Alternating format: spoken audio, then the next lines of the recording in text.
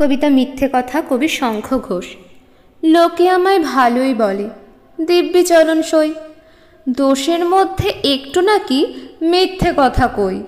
ঘাটশিলাতে যাবার পথে ট্রেন ছুটেছে যখন, মায়ের কাছে বাবার কাছে করছি বকম বকম।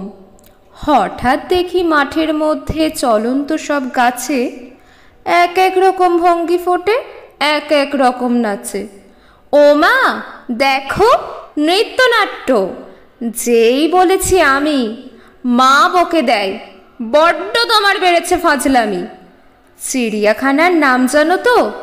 আমার সেজ মেশর, আদর করে দেখিয়েছিলেন পশুরাজের কেশর। কদিন পরে চুন খসানো দেওয়াল জুড়ে এ কি ঠিক অবিকল সেই রকমই মূর্তি যেন দেখি। ক্লাসের মধ্যে যেই বলেছি সুরঞ্জনার কাছে, জানিস আমার ঘরের মধ্যে সিংহ বাঁধা আছে। শুনতে পেয়ে দিদিমণি অমনি বলেন, শোনো, এসব কথা আবার যেন না শুনি কক্ষনো।